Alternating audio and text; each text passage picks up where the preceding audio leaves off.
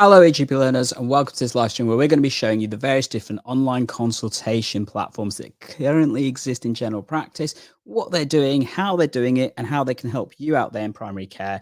And hopefully that will be an amazing thing that gives you the idea of what exactly is the art of the possible when it comes to online consultations. So just to explain, we've got 7 different providers. They're going to each showcase what they've been up to in a 3-minute elevator pitch. I have been really mean to them, if I'm being honest. 3 minutes is not enough time to explain all the amazing stuff that they're doing, but I've asked them to stick to 3 minutes and stuff. After that, some of the functionality and things that you may and questions you may have, we're going to cover in the matrix of functionality. And then following that, we're going to ask some pre-submitted questions that we've had and some of the ones I've had for them. It's going to give you hopefully all those answers before we come to your questions on the live stream and stuff. So if you've got those questions, stick them in and we will absolutely come to those towards the end and stuff. And then we've got some cool things to finish off the live stream with for you. So just as we get started, the key thing I want to showcase is actually one thing, which is our digital first online video consultation framework versus digital pathways framework. And I'm just briefly going to mention this because some people may be aware of this, some people won't. But back when COVID hit, and obviously there was a desire to understand what tools we needed in primary care, there was the first framework, the digital first online consultation video consultation framework. Awful name, awful acronym and things. But that's transitioning into a new framework that's due to start in 2024, likely Q1 2024, with a lot more functionality, a lot more requirements and changes in terms of how things are delivered. Some of those are mandatory and a lot of those are things that you will already see from your existing providers. Some of them are supplementary, so extra stuff that will be provided, and that's not required for all the providers to do and stuff. I think it's important to be aware of that functionality. We don't know who's on the framework yet. It's still being designed and stuff, and as usual, NHS will tell us at some point, probably with a day's notice when it's coming out and stuff.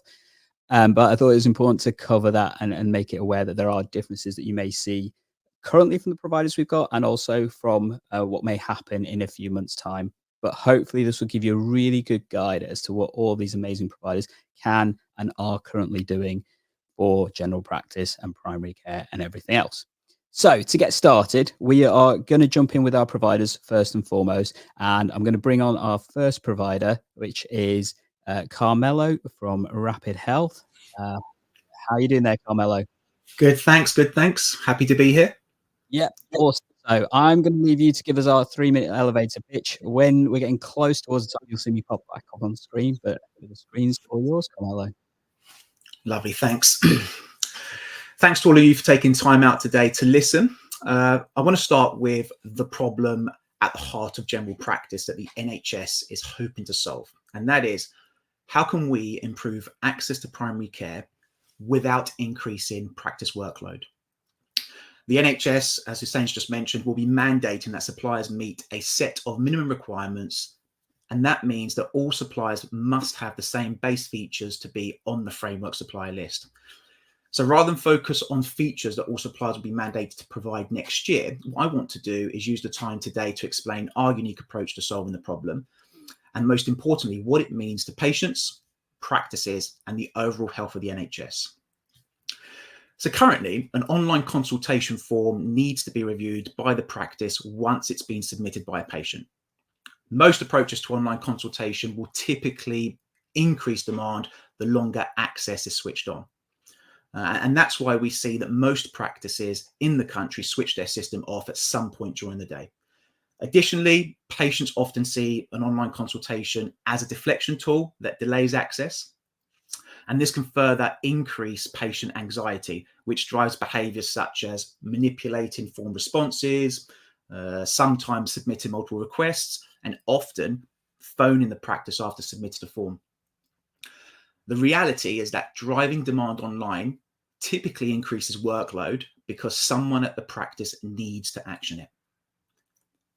Unlike traditional online consultation systems, Rapid Health is a clinical triage system. It's able to triage all medical requests, so you don't need to. And then we can uniquely allow practices to automate the navigation and offer patient self-service at the end of an online consultation. This could be a self-booked appointment, a self-referral, or signposting to another service. But fundamentally, Rapid Health allows practices to focus on delivering the right care at the right time without restricting access or patient choice. Rapid Health has a unique integration with eMedicine System 1 and can be set up in less than a day with nothing for you to install. Additionally, patients can be identified and matched without them needing to log in. Our customers often see notable benefits within a week. These include fewer phone calls to reception and more same-day availability, often throughout the entire day. The majority of our customers choose to keep Rapid Health switched on 24/7. For us, this is a testament to the benefits and confidence we provide to our customers, and that improving access doesn't need to increase your workload. So the question we encourage you to ask yourself is your system actually triaging patients so you don't have to? Thank you. Thanks, Carmelo. Wow, that was definitely under your 3 minutes and stuff. So awesome for that. So we're going to come back to you a bit later on when we bring on the other providers with the Q&A section and stuff. So I'm just going to pass you on over if that's all right. Bring on, where are we? There we are. Alex from Evergreen Life. Sorry, I just couldn't find you there, Alex. There you go. No worries. Thanks. You found me okay.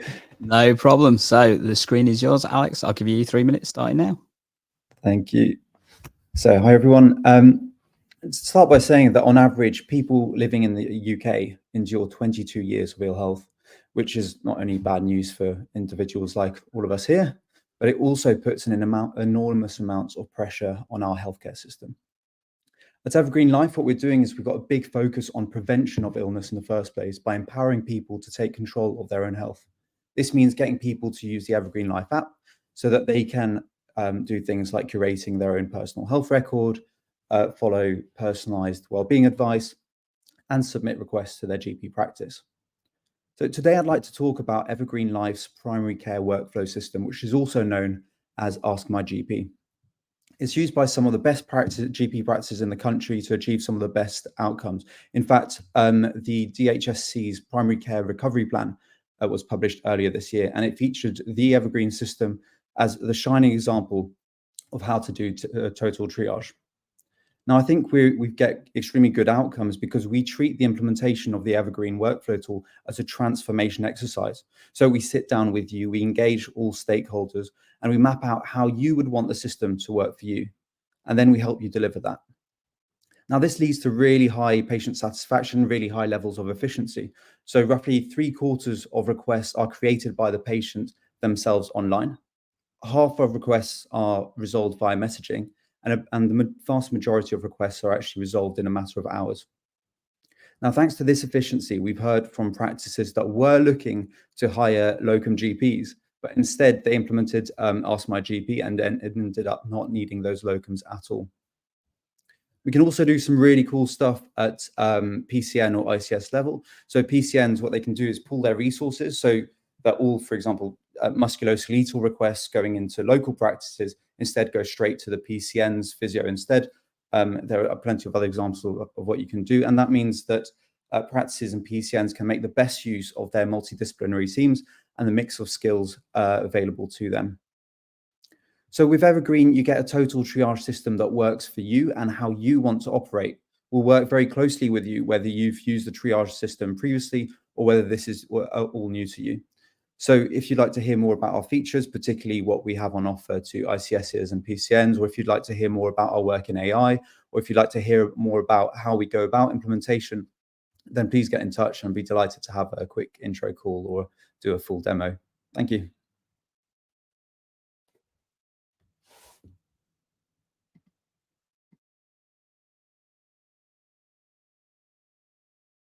Sorry, see, even on live, things don't happen. So my mic was muted there. Thank you for that, Alex. I'm just going to take you off now and bring on our next provider. That's all right. So welcome to Michael from Engage Consult. And everyone should be able to hear and see you now, Michael. Screen's yours. Thank you very much.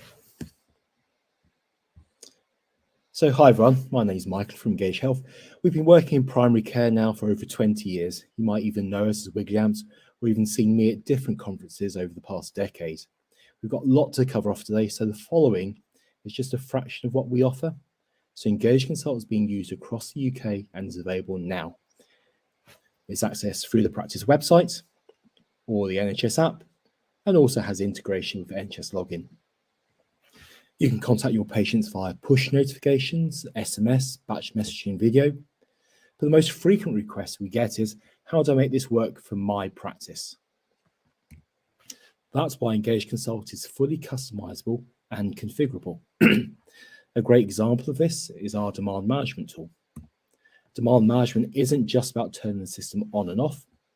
It's about setting limits based upon the type and number of requests you receive, whether it's a medical request or an admin request.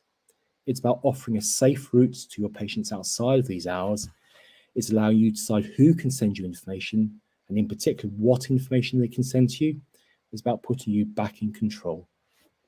Now, questionnaires and triage questionnaires have always been a key component of Engage Consult, and that's why we offer simple questionnaires, detailed questionnaires, and coded questionnaires on specific conditions.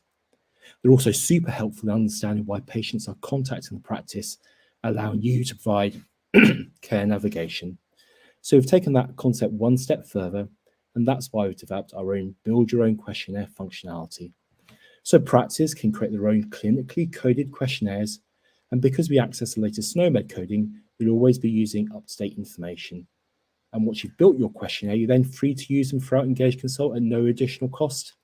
So if you want to offer it to your patients, put it on the front page. You want to send out an asthma review, just send out a bulk message. You need information, just one patient, just send them a follow-up message. Now, we appreciate that time is really precious in practice, so we're there to give you a helping hand for our automated care navigation tool. Set up your rules, and anything matched gets moved automatically to the appropriate clinician or team. So we were here right at the start of online consultations, and since then, we've learned an awful lot about what works and what doesn't work. It's about understanding your practice objectives, then tailoring Engage Consult to meet your needs and those of your practice. So that's why we offer live demos and free trials. So why not contact us to find out why we're different?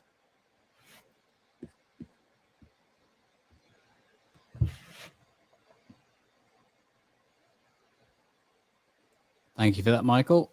Sorry, getting the screen shares right and stuff. Thank you for that. And I'm just going to switch you over now and pass you on to our next team, which is Ross from eConsult. Are you there, Ross? Hello?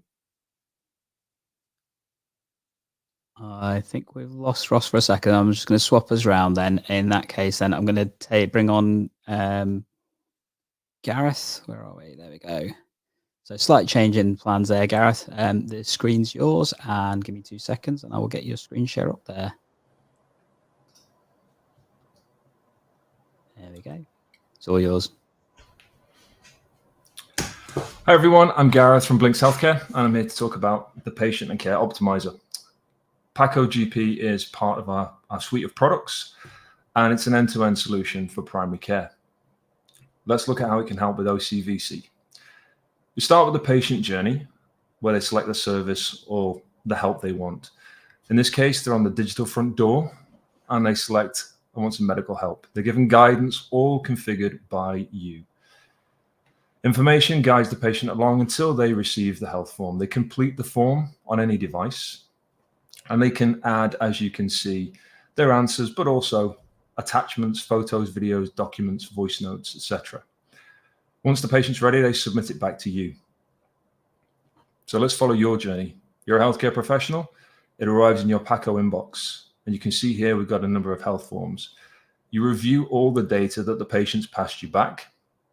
You can look at the attachments, the videos, before you post all of this back in to your consultation, into the medical record.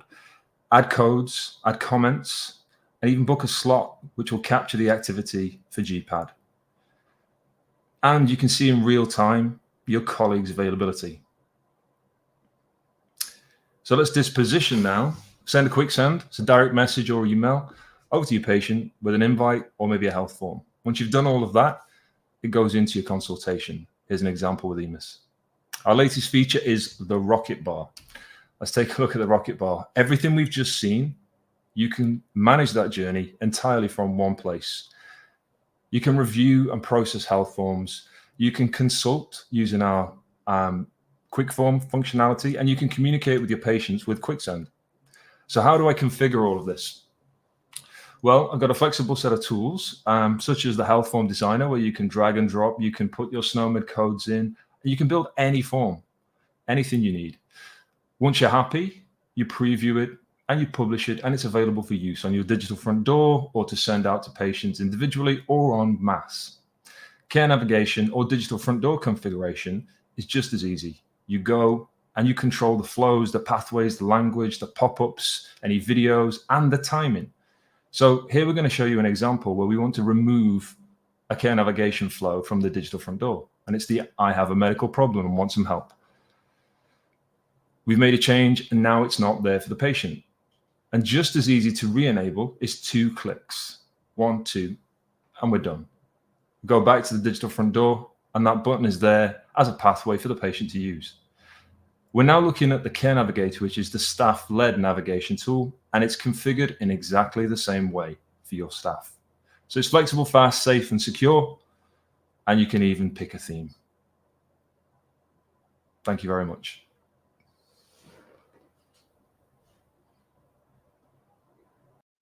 No? Yeah, we can see you, Ross. All right, And good. the screen. Okay, thank you. So my name's Dr. Ross Dyer-Smith. I've been a doctor for 22 years and I'm a GP partner, and I've been online consulting for 13 years and set up the first online consultation e-hub in the UK. And what I understand as a GP is online consultation is about risk management, because that's what we do as GPs every single day, and it's the most important thing to us. It's not just the medical complaint, it's the risk that we deal with. So eConsult, why us? Well, we've been doing this for over 10 years. We're still GP-led. Our governance team is a committed team of clinicians, mainly GPs, but with other specialties involved as well. We've mobilized over 3,500 practices, and that comes with a lot of experience. We've also mobilized e-hubs, and we've also got connectivity between urgent emergency care and outpatients through our other products, eTriage and eConsult Specialist. So the features of eConsult, specifically with the smart inbox, the most important thing is about achieving a risk that's appropriate for that particular complaint and the patient coming through the right modality to you. It's a structured data collection for that reason, and it means that we're able to make sure that you manage the patients that need it most first and make sure that nobody gets harmed. That's something that has always been at the core of what we do, and we will continue to do that. You can have confidence that basically serious symptoms and presentations have been triaged out. You can configure the pathway that basically suits you as a practice. What we don't like as GPs, especially when we're running our own businesses, is being told how to deliver a workflow or a process. We like to do it what's right for our practice, and that's what the Smart Inbox enables you to do. So there's all sorts of tools in there to help you configure that. One of the things that we're really, really proud of is the filters and being able to filter by the level of urgency that's appropriate to you. And we've got all those messaging features, e-hub configuration as well, and those demand management controls, including capping and opening and closing hours that are important to practice about managing how they deal with their medical complaints that come through online. We've also got the facility to enable you to deliver an e-hub, whether that be at PCN level or multiple practices. So the evidence from it comes basically, we've been doing 40 million e-consultations since we started. 80% of those tend to be managed remotely, and our satisfaction rates have been 75% or above since 2013. We've only had 81 clinical incidences since we started, and that is testament to those safety features that we've built in. The governance team, as I've described, really, really heavily involved. We're a medical device, class 1, and we're hopefully going up to class 2 in the next few years. And again, it's a focus on mitigating risk for our patients to make sure they get safe care delivered at the right time. We also work with strategic partners so that we can focus on what we're best at, and what we're best at is risk management. So those are some of the people that we've been, or teams that we've been working with to help develop the product over the past few years. Thank you for your time.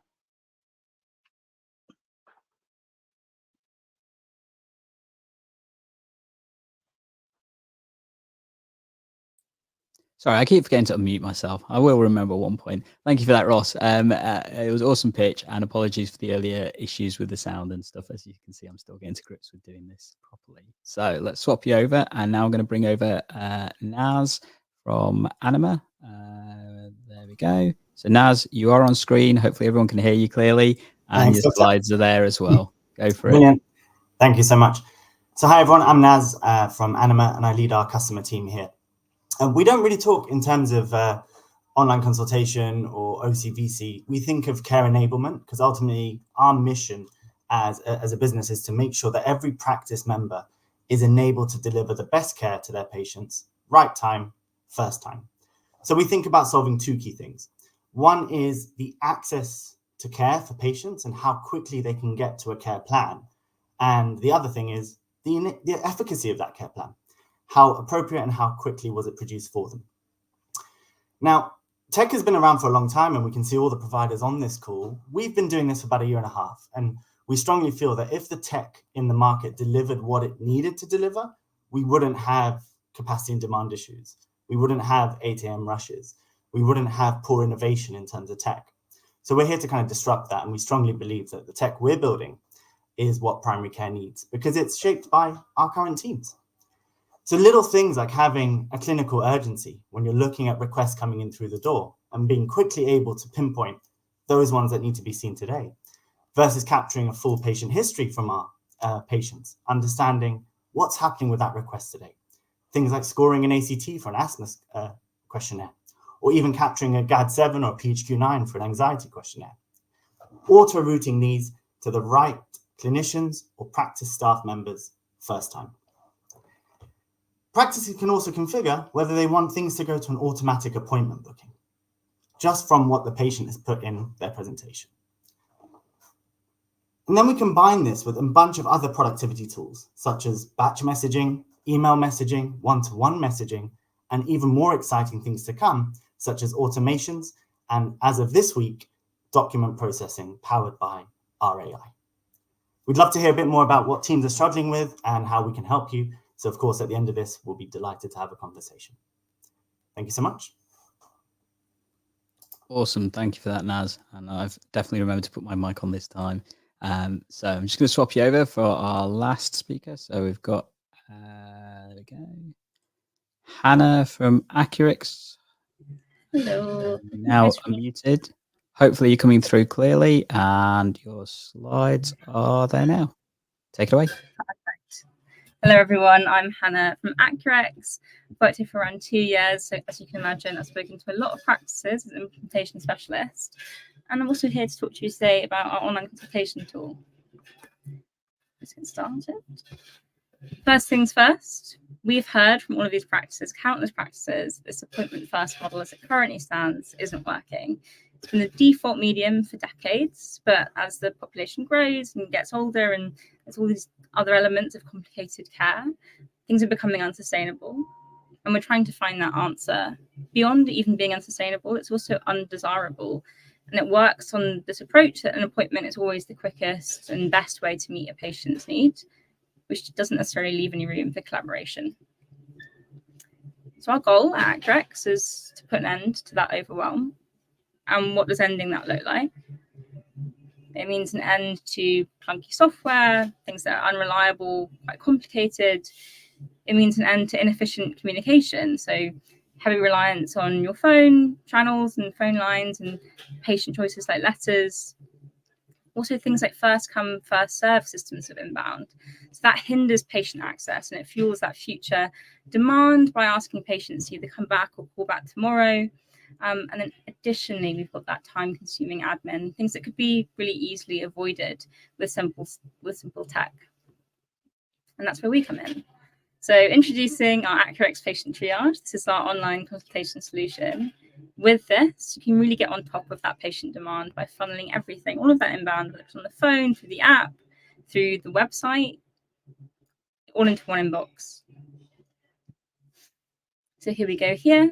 You'll see that a patient's request classically will come in through an online form. This can also be done from reception in the practice if a patient calls up and also through the NHS app. This means that everyone's treated on a needs basis, so it's not first come, first served, or just the patients who are shouting the loudest. And no matter how a request comes in, it's all funneled into that same inbox. It's got these seamless integrations, as I'm sure you're probably familiar with Accurx already, interoperability with our other features, so things like our Florries, our self-book links, And this all helps practices to plan, track, and manage their demand through our dashboard as well that we have access to. So your team can use this inbox as a kind of single source of truth when it comes to triaging these requests, and it helps your team determine that urgency. Through this as well, you have all of these patient requests, and again, that Accurx toolbar. So from here, again, that familiarity with these SMS messages, assigning requests to colleagues, sending a patient questionnaire. So for example, our Florries, a self-book link, which allows a patient to book themselves in for an appointment and to communicate about the request with an NHS professional outside of the practice as well. And you also have the opportunity to offer patients video consultations if you need to. So why patient triage? It's that enhanced patient experience, enhanced patient access, whilst meeting that patient demand, and also satisfied staff. I think that's me at 3 minutes, but let me know if that's not the case. Thank you, Hannah. Awesome presentation, and we'll just swap things over if that's all right. So, yep, that came through nice and clear. Thank you very much. Right, I'm just going to take everybody off now, and we're just going to go through a couple of quick things, if that's all right, everybody. So one of the questions I've had throughout the stream is, why have we only got these 7 providers? And I think it's important to point out that I put out a call to all the various different providers, and these were the first 7 that replied. So that's why we've got these amazing people with us. And absolutely, maybe something we're looking at in the future. A lot of people ask me about others. Absolutely, we may be doing this again in the near future. So providers like, I guess, System One and various other ones, they may be here in the future. But the other reason why they're also here is that these were the 7 providers that also completed all the information I asked them to do. One of which was that lovely challenge of a 3-minute elevator pitch, which is quite challenging, to be honest, to cover everything that you're doing, but also to answer some questions about the functionality that each of these platforms provides. And for that, what we're going to cover now is something that I like to call the matrix of functionality. And as you can tell by this lovely little slide, I kind of went with a little bit of a matrix theme as well.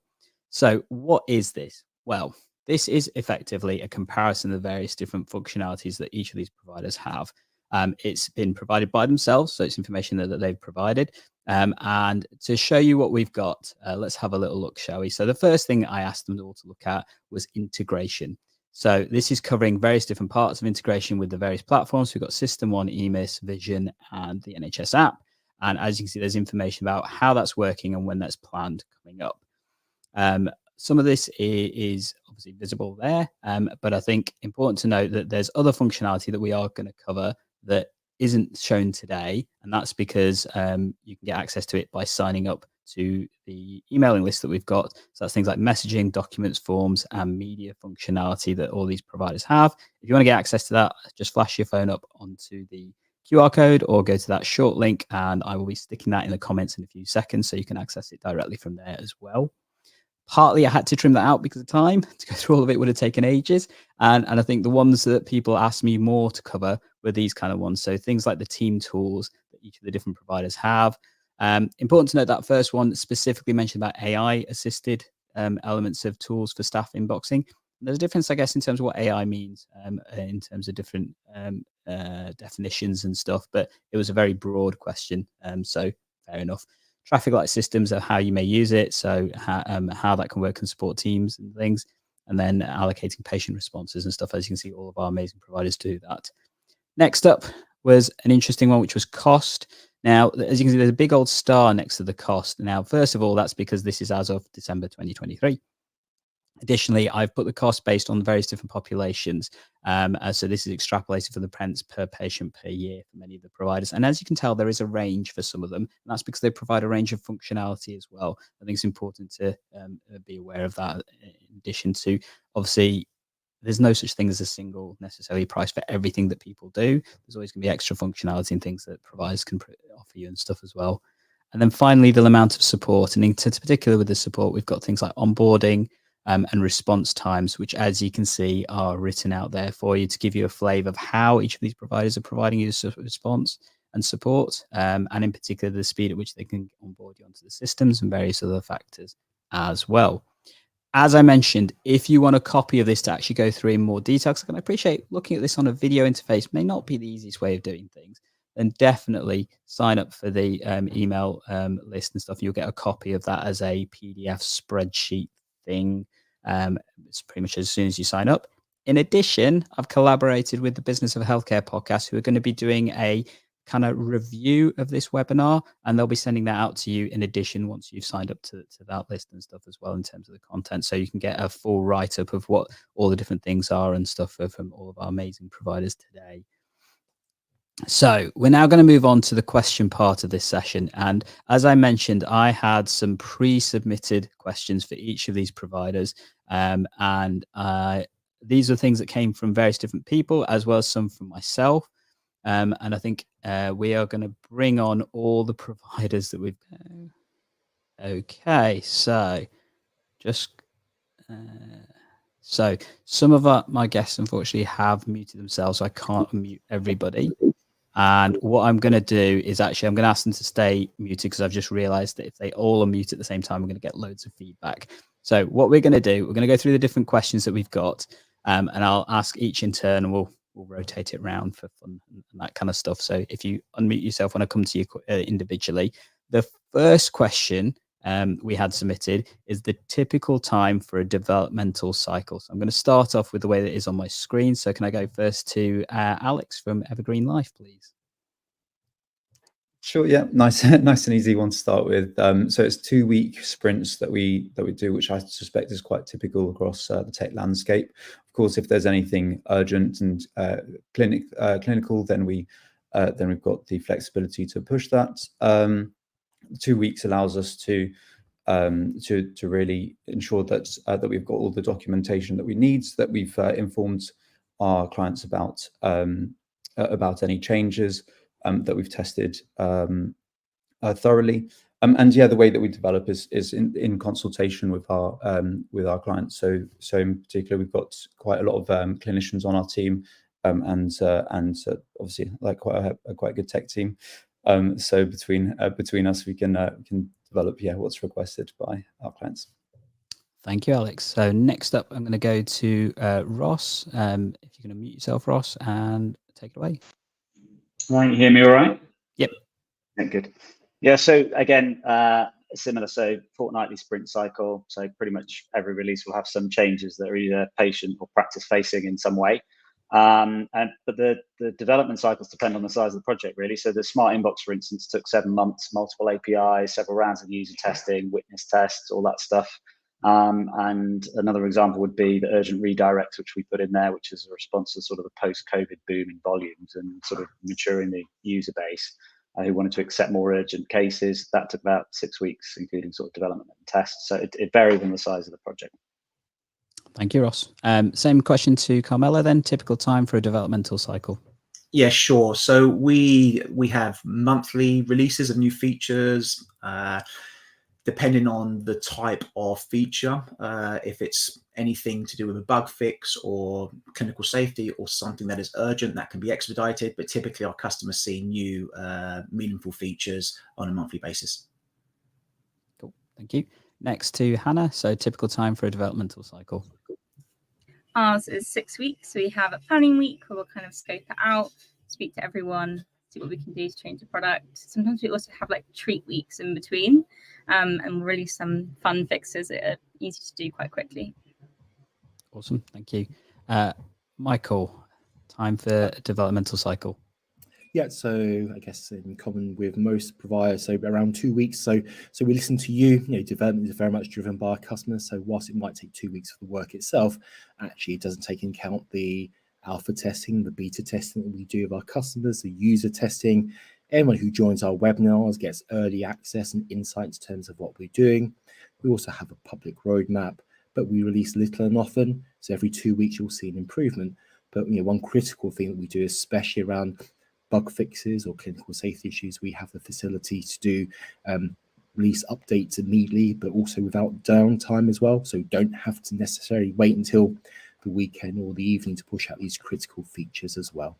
So which really makes a difference, especially in the event if there are bug fixes. Unfortunately, software is not perfect, especially for clinical safeties as well. Awesome. Thank you. Gareth, typical time for a developmental cycle from Blinx? Well, I'm at risk of sounding the same as everybody else here. 2 weeks minor release, 4 weeks major release, but let's give some examples. So the Rocket Bar you saw before, less than 6 weeks. The entire product was less than 12 months. So it just gives a bit of a framing for people. Sure. Thank you. And Naz, final respondent. So typical time for a developmental cycle. Thanks. I think we've heard it all, right? But we move at pace. So everything can be released pretty much on a daily basis, and we do releases daily. I'll give you an example of kind of when EMIS took away their panic button. That was an overnight build up for us and released the next morning to all of our practice teams. But it will depend on project by project, but we're releasing daily pretty much. Awesome. Thank you. So slightly different question now, and this is one definitely for the systems and that kind of stuff. So what additional features do you offer based on a large PCN or ICB procurement? Let's go something like 100K plus in terms of population size. So I'm going to change the order slightly. I'm going to go to Hannah first. Brill, can you hear me? Yep. Okay, perfect. So pricing is based on size of the population, so depending on what that's being procured for. And equally, in terms of an ICB level, we're looking at bespoke one-to-one training. So for a practice that's maybe getting in touch, that's a bit that I do. Any kind of personalized account management as well. So there's that being held through. And equally an ICB dashboard that can be viewed on that level as well. Awesome. Thank you. Next, I'm going to go to Michael. Same question. Additional features for a large PCN/ICB. I guess one of the things here is, the real question is how do you join up primary care with community care and secondary care, especially if they're not all on the same clinical system. So one of the benefits and features of using Engage Consult, it is so configurable, so it can fit across any healthcare setting, allowing requests to be passed from one organisation to another, regardless of their clinical system. You also throw into there self-booking and cross-organisational booking as well. And this is the ability to pass messages on, requests on, and get help from other areas within the ICB or PCNs. That might be MSK, that might be dermatology. Not everything has to be done by a GP practice. There is help and support from other areas of the ICB. So certainly our group working collaboration works really, really well. And working with some large CE hubs in the UK and England to be able to offer this function. Thank you. Gareth, same question. Additional features for ICB level procurement. So just above my head, you can see Paco Connect and the clues in the name Connect. So we've built and designed a solution that enables everything you saw today to be used at scale across PCNs, federations, ICBs if you get there. Aggregated analytics, so you can look at every practice in your PCN, you can communicate in one campaign. It's really, truly at scale. So hopefully that sort of answers the options we've got for the bigger organizations.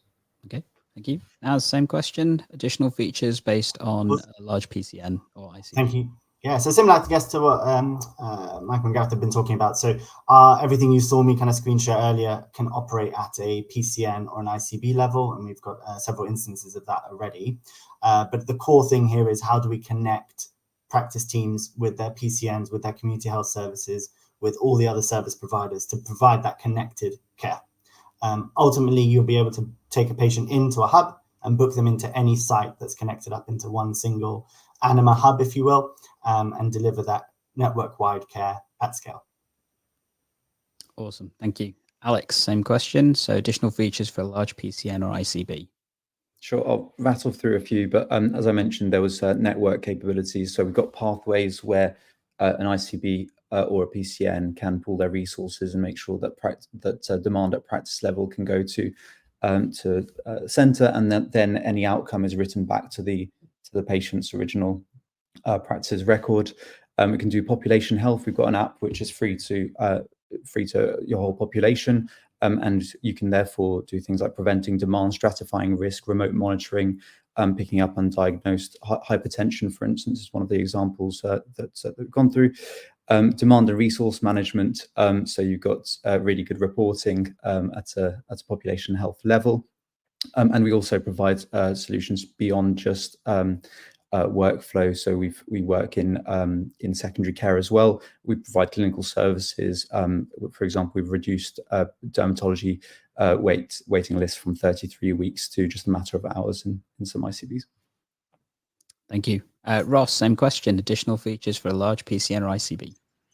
So we don't differentiate features based on size of the procurement. So we'd rather everyone had access to all the toys. But if I was to say what the advantageous features are at that level, definitely the hub functionality, and obviously that's an area where I hold expertise. So it's just about what particularly an ICB or a PCN wants, and typically sort of at scale price points we might move or negotiate depending on what the need is.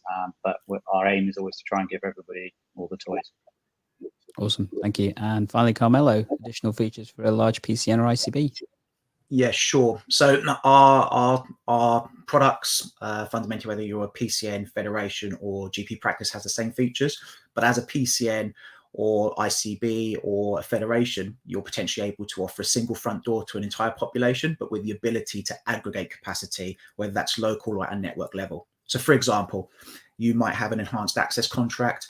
You're able to offer a single front door to patients, either at a practice level or across a network, and the system is able to navigate that patient wherever that capacity is, whether it's local or at a network, and then allow the patient to self-book. We're able to do hubs. We have customers, groups of practices which work as a hub, and we can give patients choice on which site to book into, or customers can restrict that. And things to come for us is further integration into directory of services to further expand that. And then more importantly, a lot of work on community pharmacy so that we're able to direct that into the most appropriate care. Thank you very much. Jumping slightly ahead with some additional features. Don't worry, we'll come to those in a second. So next up, I think we may see some a little bit more variety coming from these questions now. So I specifically asked all the providers to tell us what feature they were most proud of in terms of the kind of products that they have and the features that they have and stuff and things, or specifically one that their users have been most enjoyable of, and if they had a brief case example and stuff. So we're going to start again slightly differently. I'm going to go in continuous order, but this time if we start off with Naz, if that's all right. So Naz, take it away.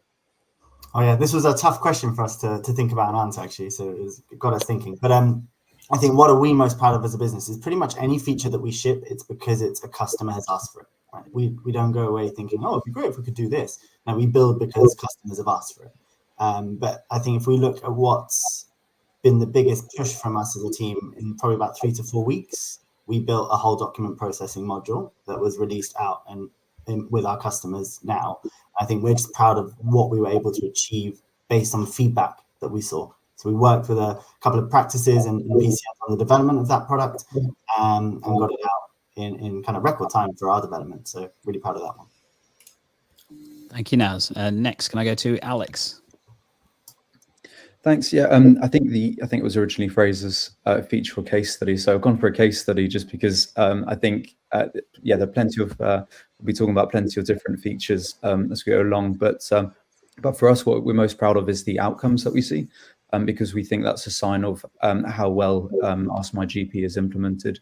In particular, the government's recovery plan that I mentioned for primary care. Featured the Evergreen Life workflow solution, and we've got it up right now. 80% of requests were coming in online, including from patients in their 90s. 45% of requests were resolved via messaging. Patient requests over the last 8 weeks were resolved in 120 minutes. So yeah, I think that just the outcomes basically is what I'd like to highlight, and not just the individual features. Thank you, Alex. Next, can I go to Ross, telling us about the feature you're most proud of? Well, as you're probably not going to be surprised to hear, it's mainly around the safety stuff. So we're proud really of the red flags. I mean, they were there to sort of support sort of 3 outcomes. So make sure that we got the right modality. So when someone came through, you closed it correctly, whether that be calling them in, dealing with it remotely, phoning them, whatever, and providing the sort of confidence to people to manage it remotely by making sure that it's safe. There's certain symptoms and presenting reasons that actually need urgent review, and they could be, highlighted really easy for you to be able to see it. And if I think of the real life cases, I mean, 600,000 eConsults have come through my practices.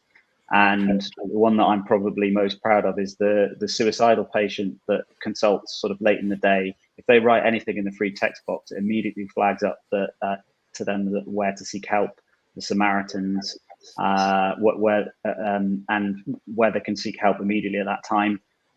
that's something that's really, really close to our heart, because we know that sometimes those are the patients that can't get through to us, and actually we need to make sure that they can seek that help. So the red flagging really is the thing that we're really, really proud of, because it's kept our patients safe over many, many years. Thank you, Ross. Carmelo, same question. Feature you as a company you're most proud of? Yeah, sure. I think the thing we're most proud of the most is our patient experience. The ability to clinically triage and navigate and give the patient what they need instantly is a big achievement. And also showing to all our customers that the future can happen today. And, you know, that experience fundamentally unlocks that practice capacity, but also dramatically changes patient behaviors, which in turn allows our customers to keep the system switched on 24/7. Cool. Thank you. Hannah. Well, yeah, our feature is easily patient triage. And I say that also speaking about patient triage every single day to practices, simply because I've seen the impact that it has when it works well. So especially practices who've implemented patient triage when they're using our reception flow, where practice staff can submit requests on behalf of the patient, we see huge changes in the practice. So I've got some stats for you. So 98% of requests are marked as done within 1 day with our total triage practices, and 81% of practice staff are better equipped to cope with inbound patient demand, which is a huge thing when we're trying to alleviate that pressure on primary care. Cool. Thank you. Michael. Oh, there. So I guess what we're most proud of isn't particularly the sexy stuff like you using ChatGPT or AI to do the work for you. It's the work we do behind the scenes to prevent digital exclusion. It's making sure we meet accessibility standards. It's not just for one part of the website, but across the entire patient journey. It's our patients receiving palliative care. It's about to use the system, even if you've reached your request limits for that day. It's about offering proxy and carer access. So for patients who might find it difficult to access the service, it's about delivering translation for non-native speakers in a clinically safe way. It's about offering total triage for all your patients and not just those who have online access. So again, I think for one practice, we have approximately 95% of all patients being triaged through the system. That might not necessarily mean that 95% of your patients use the system, but they go through the total triage. So certainly, what we're really, really proud of is that engagement and not just limiting it to people who are able to access it digitally.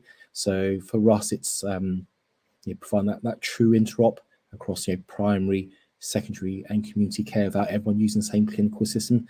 I think we're a long way away from GP Fit now. So this is a really pragmatic way to join up different care settings. Cool. Thank you. And finally, Gareth, so what feature is your company most proud of? I think it's the configuration, the flexibility, because we know that we don't know every practice's population or processes the way that you do. So the key is to give you the tools to not have to build workarounds, but to build solutions that match your needs. I think with our communications configurability, I was really seeing a use case where we've been able to engage patients in a different way, have a video of the GP talking to their patients embedded within that engages patients. The translations, as Michael said, similarly, but we've seen meaningful impacts where patients have been brought in who otherwise hadn't engaged for years and maybe we'll put on a 2-week referral pathway. So they're really, really hard hitting examples that are great to be proud of. Thank you very much. So next question is similar, but also different in some ways. So I'm going to ask, what feature are you most excited about? And this can be either yourself as a company or again, from your user base and stuff. What one feature kind of was a bit of a surprise hit maybe, or just really got people excited? So let's reverse the order a little bit. I'm going to start off with Carmelo and we're going to go backwards this time. So Carmelo, take it away. Sure. Following on from patient experience, really, from a patient experience, we check capacity before a patient even starts the journey. So we set expectations in terms of a patient, what to expect at the end of the journey. Typical, like, no one wants to spend 5 minutes booking a hotel to be told at the end that there's no hotel available. So a lot of our patients and customers like that feature, sets expectations, but also we can do a lot more in terms of then configuring the system in terms of where it's signpost or whether it switches on or off based on that capacity. Thank you very much. Next, can I go to Ross then? So same question. What feature are you most excited about? Sorry about that. Yeah, so I think the thing that we get most excited about, I mean, if we're talking about an actual feature, it's going to be the smart inbox in its entirety, which was something also we developed. It's got a ton of stuff in it. And, you know, I think the thing that really excites me is actually the multi-filters that are in there, because you're able to just narrow down your cohorts very, very quickly into the actual group that you want to deal with. So if I give a good example, so I know that urinary tract infections in women are something that are actually really important to deal with very early on in the day. And that's because if you don't deal with them very early on in the day, they'll call 111 and they'll go to A&E or an urgent care centre. And the filters here enable me to pick them out really early in the morning, narrow it down to that cohort and clear them off very, very quickly. So that's the feature that I'm sort of most excited about that we have currently within the smart inbox. And you know, the usage of that only comes through really, really good transformation support, which is something we're really, really proud of. Over years and years of doing this, we know that actually, you know, I've got an iPhone that's got automation on it. I don't use it. And your technology is only as good as the support that comes with it. And that's something we're really proud of, and making sure that people use that feature and understand it and know how to use it and get the value out of it. Okay, cool. Alex, what feature are you most excited about as a provider or from your users and stuff? I think it's our users are most excited about. So we operate a total triage model in the sense that no matter where a request has come from, whether that was from the patient themselves online or via the phone or even a walk-in, they all come into the same place. They all come into our workflow tool. And so because of that, we've been able to use algorithms to predict demand levels that you would expect throughout the day and throughout the course of the week. And those predictions can sometimes be scarily accurate, as in might be spot on in some cases or out by just single digits. And so, yeah, I think that although some patients can be pretty unpredictable on an individual level, the demand tends to be quite predictable, and therefore the tool helps practices and PCNs and ICBs match up the resources that they provide with the demand that's expected. Thank you. Gareth, so what feature are you most excited about? I think I might have mentioned the rocket bar a few times.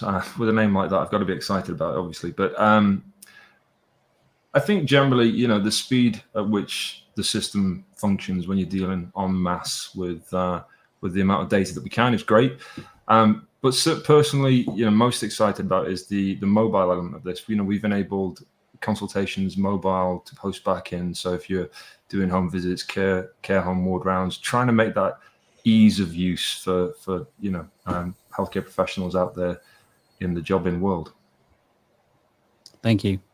Michael.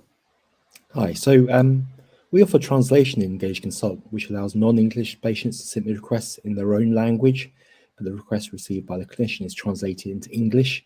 I guess for us, it's really surprising because, you know, translation is challenging, but also where practices are at the moment is they don't really have a way to deal with translation unless it's, you know, quite expensive. So certainly the feedback that we get, it's much better than what we currently have, i.e. nothing. This addition makes it so much safer than we're currently operating. So certainly from a translation piece, you can always bring your own translation service if you want to. But certainly for us, to go back to what we said earlier, it's about opening access to those who would otherwise struggle to gain help or access to primary care. So, you know, translation is a really key piece for us around digital exclusion, but also making practice life much easier, but also doing so in a clinically safe way. Cool, thank you. Hannah, what feature is Accurx most excited about? Yeah, it's got to be our GCGC booking feature. So kind of started off as ActiveBook, as you may have heard of it, it's now moved on to Self-Book. So that allows you to send booking links directly to patients, either en masse or individually. So that can be done through that total triage process. And it's had amazing feedback. And again, I've got some numbers for you. So 95% of practices in England have tried Self-Book. In an independent evaluation of Self-Book held this year, 100% of the staff that were interviewed for Self-Book made a significant and fundamental difference to their ways of working. And 100% have said that Self-Book is critical to achieve QOF targets. And then finally, in the last 6 months, this feature has been used for almost 6 million appointments outside of the flu and COVID vaccinations delivered.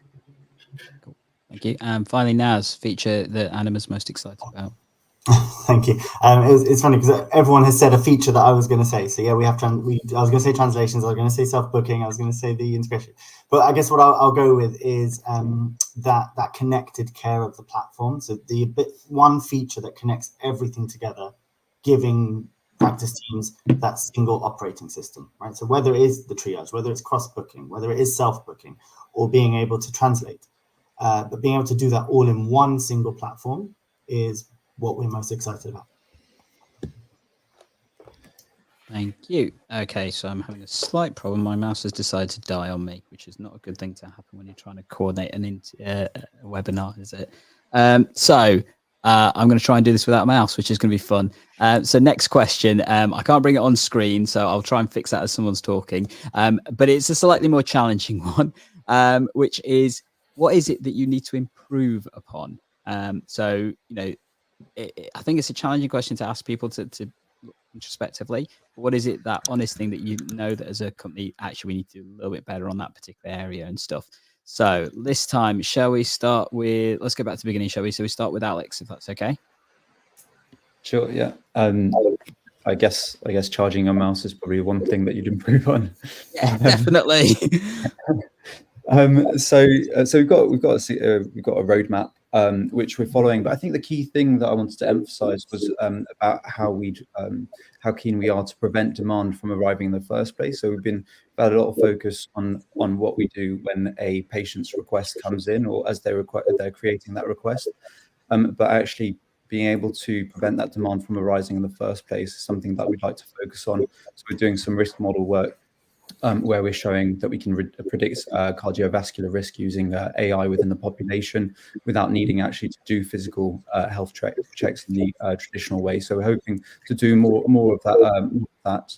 And we're doing that through partnerships across the country with universities. And I'd also like to give a shout out to Stowe Health and Dr. Neil Macy, who was talking about in the recovery plan and the work that we're doing with them to use our workflow tools in innovative ways. Thank you, Alex. So next to Ross then. So an area of improvement for eConsult. Well, I think it's an area that's basically across the whole of general practice at the moment, which is always patient experience.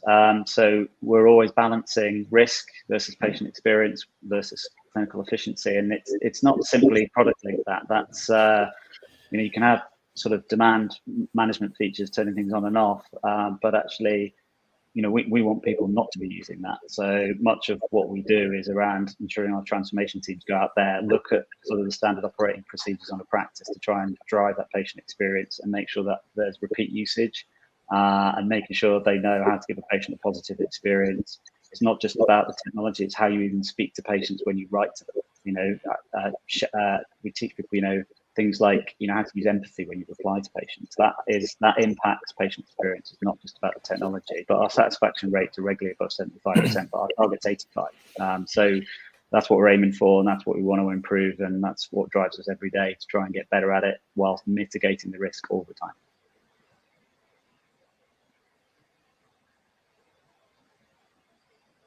I'm assuming you're saying you asked me to talk because you're on mute.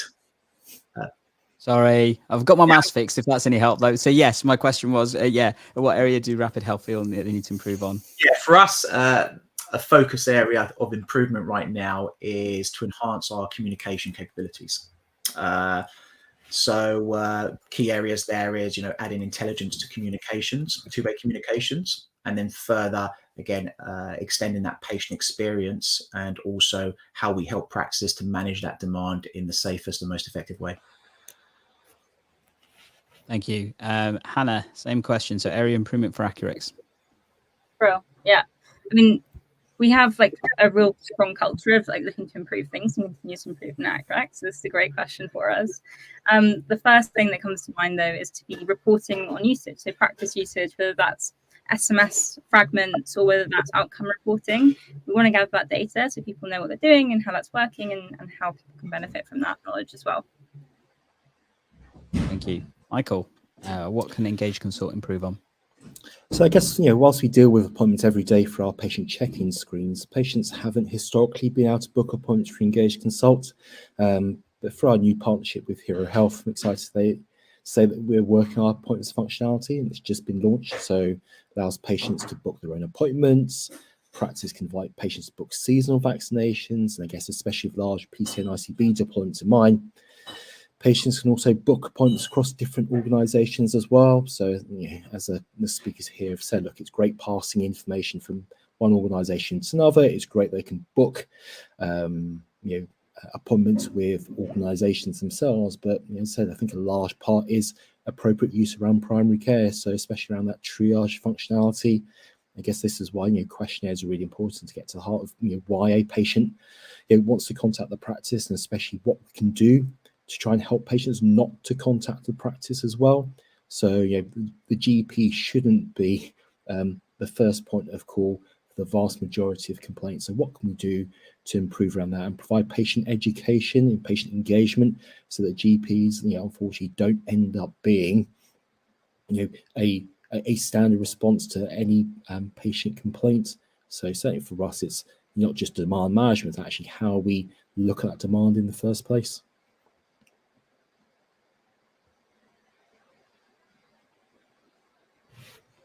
Sorry, how can Blinx improve, Gareth? So I'm not going to focus on functionality. We covered really honestly in the matrix, and that you've talked about, not the film, but the thing you showed earlier. We think we've really got tons of functionality, and that's a continuous improvement cycle we do every day, every week anyway. I think we showed on that matrix that our access, in terms of we're not yet currently working with enough TPP sites. So we've got to push out in that space and make PACO available to more practices. And that's something we're really focused on. Cool. Thank you. And finally, Naz, area of an improvement. Yeah, thanks. I'm surprised no one said this one. We have two users, right? We have clinicians, practice teams, and then we have patients, and two very different demands, two very different expectations. And for us, I think it's how do we continuously balance that? Because patients can submit feature requests to us, so can practices, but they're going to ask for two opposing things. Given patients want appointments same day, practices need to manage capacity. So for us, it's how do we continuously balance between a feature that's going to benefit a patient, such as making a questionnaire slightly shorter, versus a practice team not getting the data they need to effectively triage. So it's continuous balancing act of patient versus clinic feature sets. Thank you. So we've got two more pre-submitted questions, and we're going to go to the questions from everybody in the audience. So if you do want to start adding them in, feel free to do so. I did have one that was pre-submitted that I was going to bring on, but actually I'm going to bring on a slightly different version, which is actually from Lisa Drake, because she originally asked the question beforehand. So keen to understand user feedback from suppliers, not just patients' experience, but practice staff too. How easy to configure accessing support and usability and time saved, please? I know to all of you, I asked basically, can you give us some evidence on patient feedback in terms of how they use your system? So let's go with Carmelo first, if that's okay. Yeah, sure. So we've done quite a lot on accessibility and patient feedback. So I'll share some results with patient feedback we did with a large PCN in July. They went live with Rapid Health. And 4 key data points, for example, 93% of patients found the questions extremely or quite easy to follow. We had around 86% of patients found Smart Triage easy to access. We had around 77% of patients preferred having a choice of appointment time, not just same day, which I think is really important when looking to unlock capacity. And we also had around 69% of patients preferred to or were happy to use Smart Triage to book their appointments. And this survey was done right at the beginning. We've also done accessibility for the least literate population in the country, and we did that with NHS England and had some really positive results there in terms of ease of use for those where English may not be the first language or those in digital poverty. And we obviously continue to do a lot of work there. Thank you. Next, can I go to Gareth?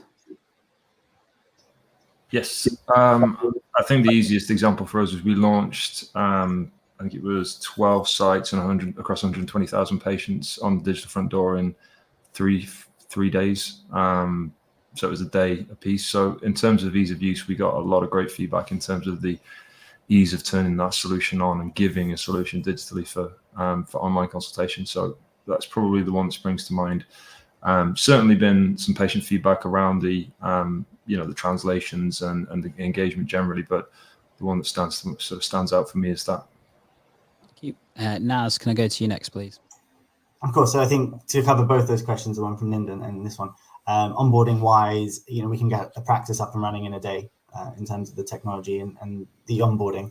But when we look at patient feedback and outcomes, we actually monitor this in real time with every patient having an FNF test on upon exit. And I can just read you some live ones from literally the last 5 minutes. So the best service I've ever used. It was easy. I got an appointment, better than calling the surgery. We'll use this service again. Quick reply. I didn't have to wait on the phone. Wow, so quick. Thank you. So that's just in the last 10 minutes. Awesome. Thank you. Can I go to Hannah next? So patient feedback evidence. Brill. Yeah, for patients, they generally find our form like either easy or very easy to use. That's over 80% of patients will find that form that way. Equally, we've got here that 65% say that patients are more satisfied with their service in terms of the practice of service after implementing total triage. And that's because we keep that design super simple and easy to understand. So speedier adoption of that model when it comes to total triage as well.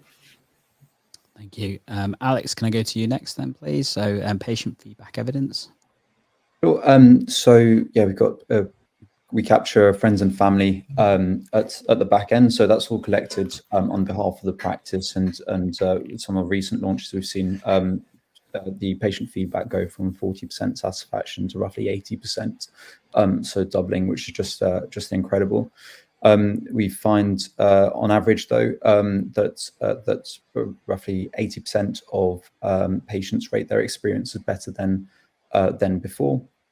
Are we going to staff feedback, or shall I keep that for now? You can cover it briefly. You got about 5 seconds or so. Yeah. Sure. So yeah, I'll just get a few quotes from staff. Yeah, people saying, "I got my life back. It's brought joy back to general practice." And that's, I think, a result of our close engagement with practice teams, and reception in particular love the effect of phones going quiet. Thank you. Ross, so patient feedback evidence. Yeah, so as I said before, we've got quite a lot of feedback that we get because we've been going for such a long time. So patients are asked whether they want to opt into a survey. They get sent that 7 days later. Now that's quite critical because actually it's not just about the technology, it's about what's actually happened and the outcome. That's why we send it slightly later. But about 12% of patients opt into that. And obviously of the lifetime of eConsult being around that, it's just under 5 million patients that are fed back. And that friends and family sort of scoring has remained around about 75%, but we're always looking to drive it higher. And we use that data to sort of provide intervention support for practices so that we can go in and use our transformation team to actually improve the experience. So it's something that we watch all the time. And our transformation teams are really, really focused on helping practices get the best out of it. Cool. Thank you. And finally, Michael. Yeah, so I think, in general, patient feedback is always good. I guess some of the difficulty is, okay, I've submitted a request, but I haven't received anything back yet. So certainly we can give great feedback. So just like Naz, live service, excellent service, made contacting GPs easy, process worked really well, but only until the GP receptionist told me about it. So having all this great patient feedback is great, so long as it comes back on the practice side as well. So luckily, from a practice point of view, patients get seen faster. I've had more information before we speak with them. I find a much more relaxed way of working as information is up front. Because also critically in this, we can all give great feedback, but more importantly, patients where they haven't received a great experience in using the service, we go back and respond to them and ask them why. So it's not just about the good feedback, also we want to hear about the bad feedback as well. So what we can do is then improve upon that. Thank you, Michael. So we're just on our final pre-submitted question before we go to everybody else's questions and stuff. And believe it or not, we're only 3 minutes behind schedule. So that's quite impressive, I think. I think it's impressive anyway. So last question we've got is, what is next? And I guess this is a key thing. As we mentioned earlier, there's different stuff coming through from frameworks and all that kind of stuff. But for each of the providers, I'd love you to tell us, what do you think is coming next? Let's go with Naz first of all, if that's okay. What's coming next? Oh, tons. Obviously, on our mission to have that singular kind of operating system for clinics. But two key things. So the first one that we're looking at coming out in very early in the new year is an entire automation suite. Now, I'm talking about being able to automate anything that happens in general practice. So, okay, today, yes, we've got automation for appointments, we've got automation for care navigation. But what about something as simple as sending all your patients a happy birthday message when it's their birthday, all the way through to automating your test results, your lipid results, making sure people get blood forms out on time, and based on the results of those blood tests, take the actions that a clinician would take in terms of reviews, questionnaires, medication changes, etc. But doing that all at the click of one button.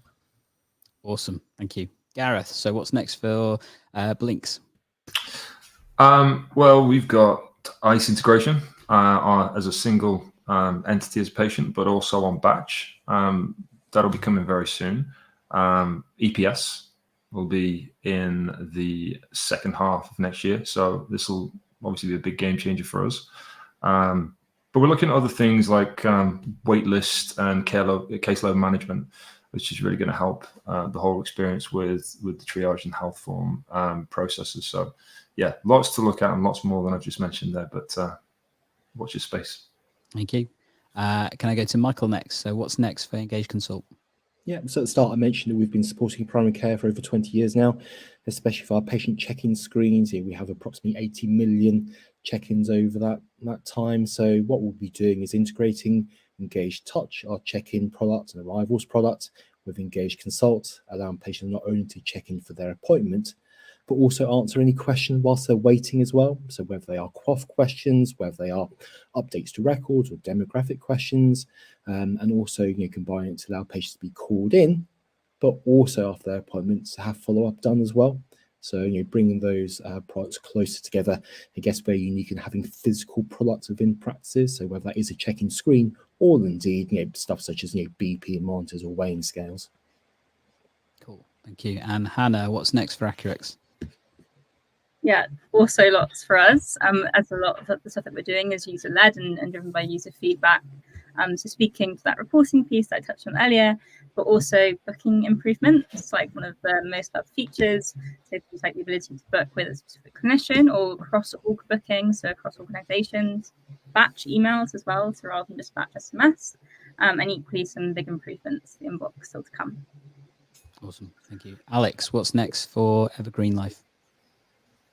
So we're looking at NHS app integration, but I think, and that's currently what we're working on or focusing on the most. But one of the more interesting things is that we've been working in a number of AI projects going on in completely different sectors. So genomic prescribing, chemotherapy, adverse event prediction, that kind of stuff. And we're going to be continuing to work on those AI projects. But we've also got a project going on which is using a natural language processing to interpret patients' responses, and therefore potentially implementing that in our solution when it's ready. And we take very great care in making sure that it is appropriate and safe to do so, and actually helpful rather than potentially over triaging, which does happen sometimes with AI solutions. Thank you. Ross, what's next for eConsult? So yeah, we've got some really exciting stuff coming. I think the thing that I'm most excited about is something I've been testing myself and been involved in, so that's the AI Navigator. That basically means that it will, on the signposting side of eConsult, it will look at the eConsult and all that structured data and make a decision about where it potentially needs to go, which just saves you a bit of time. But it means there's a human at the end of it. But if I give you an example, when I start, I'm a pretty fast triager, extremely experienced, been doing it for a very, very long time. So I probably go about 70 to 100 an hour. Probably might raise a few eyebrows, but that's how quick I go now. But actually with the AI, I'm getting up to sort of 200. So I'm getting very, very fast because of it. But it's not taking the decision out of my hands. I'm still making the clinical decision. I'm just able to do it really, really fast. So that stuff's really, really exciting. Cool. And finally, Carmelo, what's next for Rapid Health?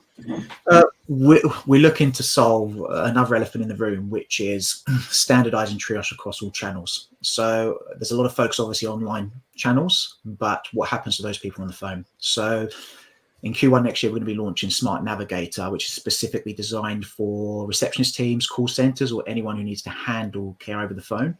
And we say specifically designed because using an online experience over the phone will actually decrease access, because you're probably going to be spending 8 to 12 minutes on those questions. So we're going to be launching that next year, and that's going to give our customers the ability to consistently triage, but also to maximize their capacity in the safest way. Thank you, Carmelo. And thank you, everybody, for that session. It was amazing to hear all those answers and giving the time to try and answer them as well. But we've got another challenge for you all, and that's answering the questions that we've got from the live viewers that we've got and stuff. And I'm going to just bring them on and stuff. So let's have a look-see.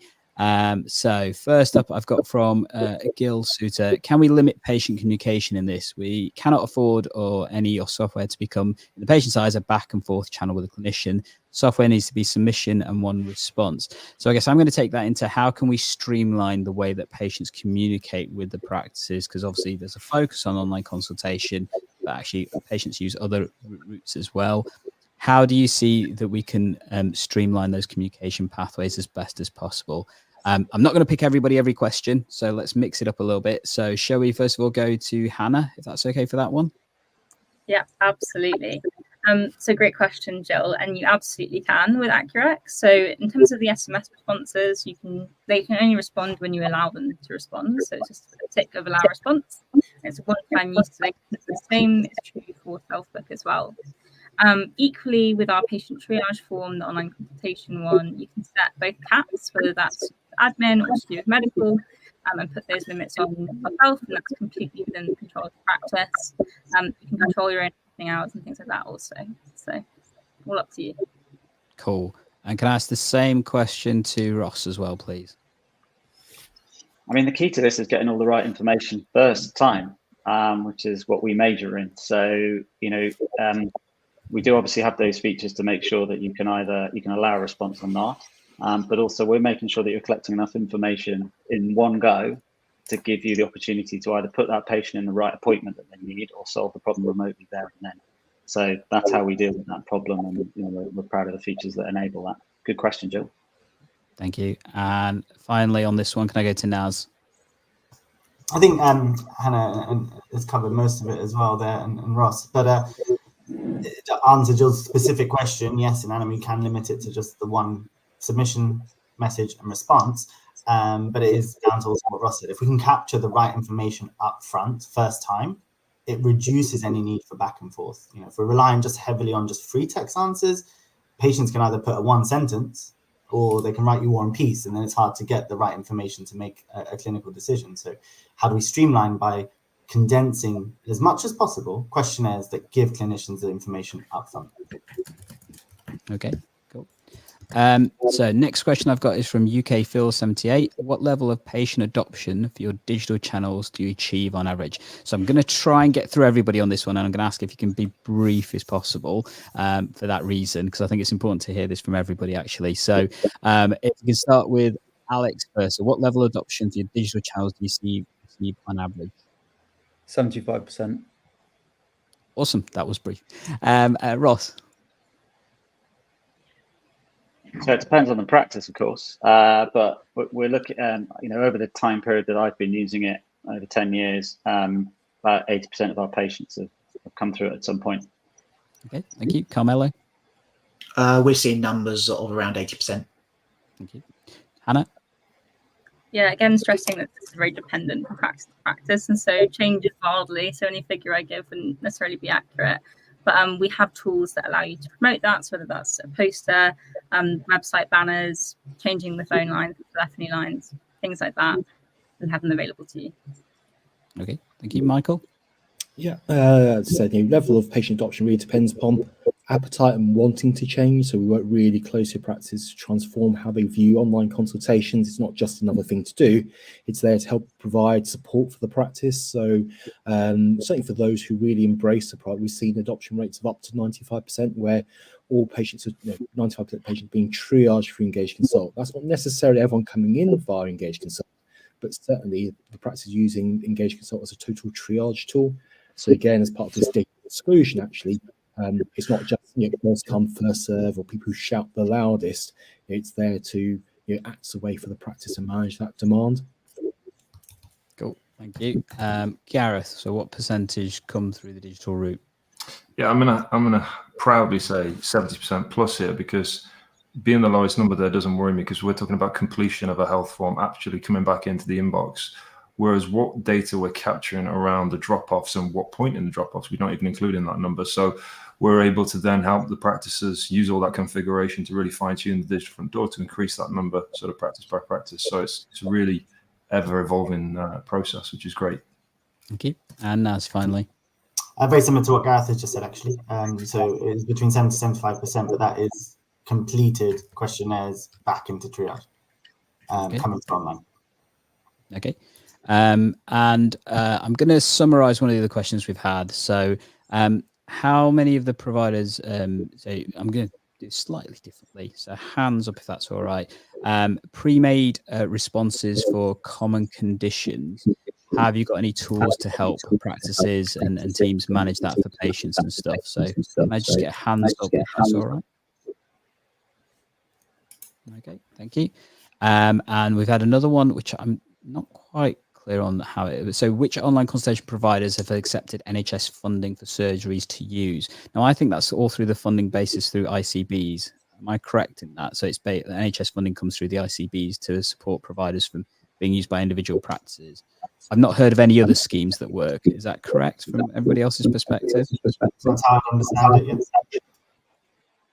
Cool. So I'm going to ask a slightly different question that hasn't come through on the chat following some of the stuff we just heard. So what would you estimate your drop-off or non-completion rate of digital consultations, online consultation stuff to be? So let's start off with Carmela this time, if that's all right. Yeah, sure. So in terms of drop-off, I mean, it's a good question, but how you measure that is nuanced. So for example, the patient has a choice whether the practice knows they access the system. Okay, so how you measure. So the way we like to measure it is we like to see how many patients that have submitted a request via Rapid Help call the practice within 2 days. Okay, and those numbers are less than 2%. Which tells us that those who serve on an online channel stay on an online channel, and the request is therefore actioned. Cool, thank you. Ross, can I go to you next? So what would you estimate the drop-off non-completion rate to be for eConsult?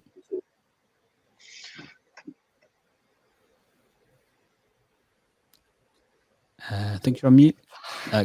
Yep, I can hear you now. Can you hear me? Yep.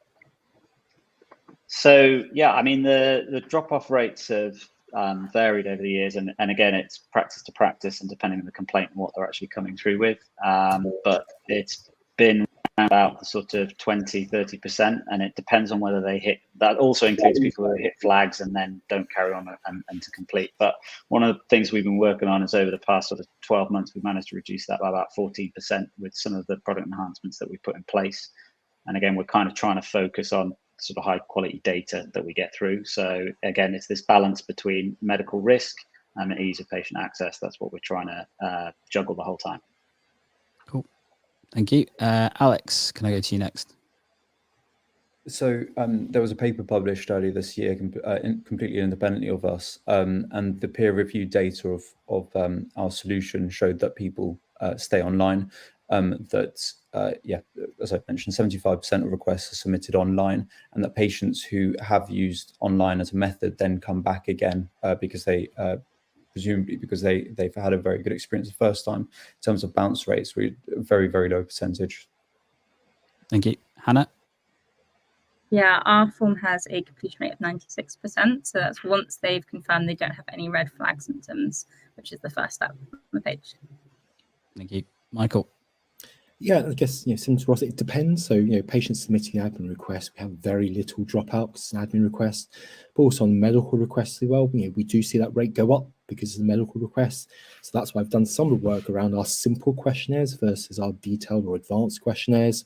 So again, with simple questionnaires, very high completion rate, but also because it is a detailed questionnaire, we do see slightly higher drop-off rates purely because we are asking the patients some questions, and patients can skip, they can finish off early as well. So it depends. So but certainly from a, just to turn it around slightly, is when you see 2% of patients leave the service as well, and they leave because they're able to get help elsewhere, so through self-help, self-navigation. So we see it's not a drop-off as such, but certainly see good numbers of patients accessing alternative information, so they don't see a practice in the first place because they're satisfied with the information they receive prior to submitting a consultation.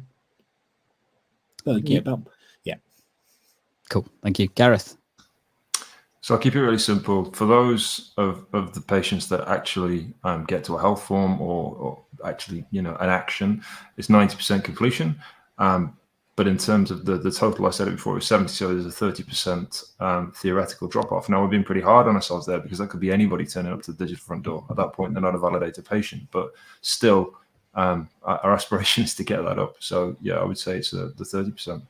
Cool, thank you. And finally, Naz? So similar to what others have said, where we're measuring it is the drop-off rate because they abandoned, but also because they were rerouted and directed to another service. So Hannah mentioned a bit about kind of red flags at the beginning. Yes, we do that, but then throughout the questionnaire that they're being asked, if they trigger any other red flag or symptom or emergency response, we can then reroute them at that point too. But if we looked at a percentage, it's about 10% will be just users abandoned, disconnected, stopped doing it. And then about 5% on top will be because it's been redirected to another service. And all of our data comes from verified patients. Awesome. Thank you, everybody. And thank you for your time in covering all of that. So we've had loads of questions that we've covered. We've basically talked about loads of stuff that all of you have been up to and planning in the coming future and stuff.